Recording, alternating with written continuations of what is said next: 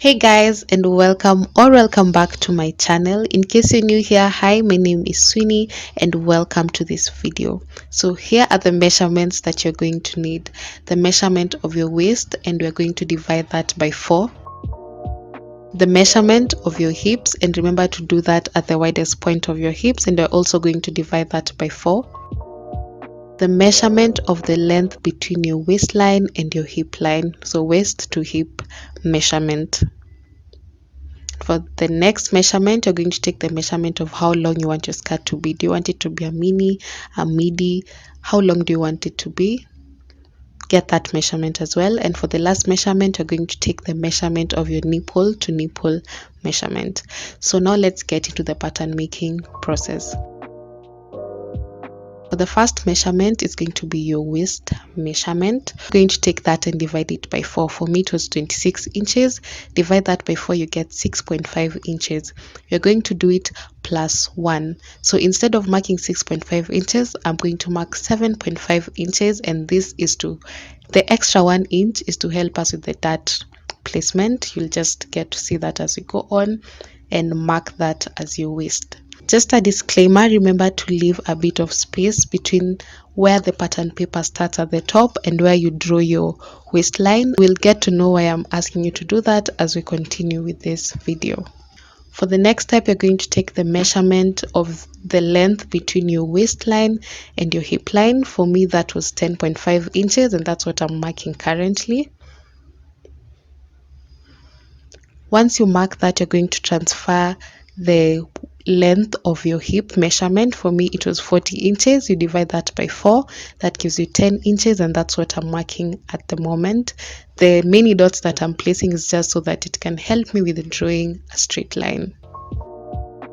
Mark that as your hip line. The next step, you're going to take the measurement of the length that you wanted your skirt to be. Once you find that, you're going to now draw the hemline. For the hemline, you're going to take the length of your hip line and you subtract 1 inch, and there you can see that I just marked my 9 inches. But if you want your skirt to be more pencil, you can subtract 2 inches and mark that as 8 depending on the size of your hips.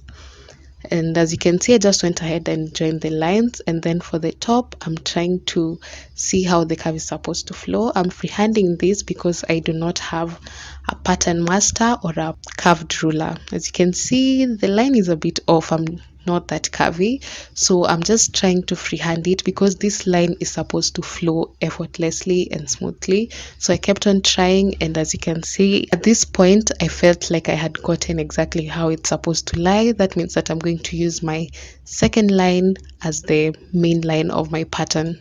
So for the dart placement, you're going to take your nipple to nipple measurement.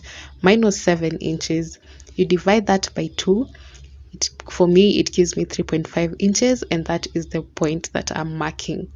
So you remember the 1 inch that we added to our waistline. Now this is where it comes in handy. 0.5 inch on one side and 0.5 inches on the other side. So when you add those two, it gives you 1 inch, which was the extra inch that we had added to our waistline. The universal length of the dart is usually 4 inches, and that's what I just did. And now you're going to go ahead and join the lines.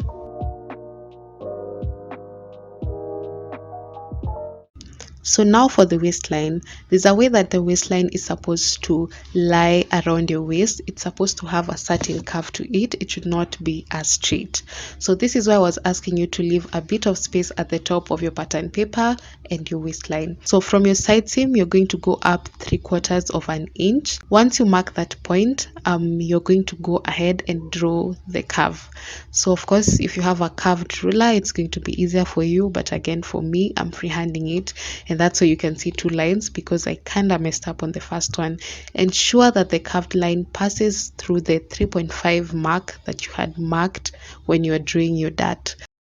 And that will be our new waistline. So I'm just going to go ahead and mark that as the front, and then on the side I'm just going to put on the mark that reminds me that we are going to cut the pattern on fold.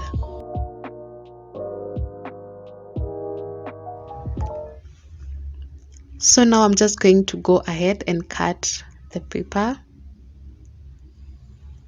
Once you're done with that, we're going to use our front panel to trace our back panel. We do not have to repeat the work again. So I'm just going to take a plain piece of paper and trace my front panel.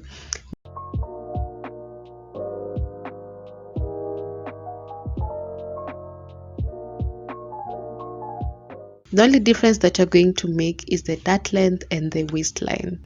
So once you're done tracing the pattern, for the dart placement, again you're going to measure the 3.5 inches, and on both sides you mark your 0.5 inches. So for the back dart length, it is usually 5.5 inches. So I'm just going ahead and marking that, and then just as we did for the front, you're going to join the lines.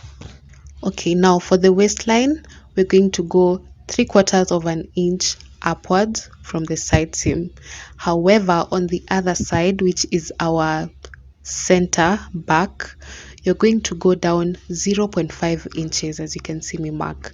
And then while you're drawing your curve, you have to ensure that it passes through the 3.5 midpoint where we have our dart. So I'm just using a ruler to draw a straight line, and then I'll draw a curve over it just so that it can guide me. And just like that, we have our new waistline for the back. So the only difference is that you're going down 0.5 inches from the center back. And just like that, we have our skirt pattern ready. Both the front and back panel is done. I'm sure this was way much simpler than you had thought. When I learned this, I was like, oh my god, why was I scared of learning how to do patterns? And this has given me so much confidence to learn how to make every other pattern, and now I have a better understanding on pattern making. Remember that we've not added any seam allowances, so when you're sewing, remember to have that in mind. And in the next video, we're going to use this pattern to make our skirt. Thank you so much for watching, and I'll see you in my next video. Bye guys.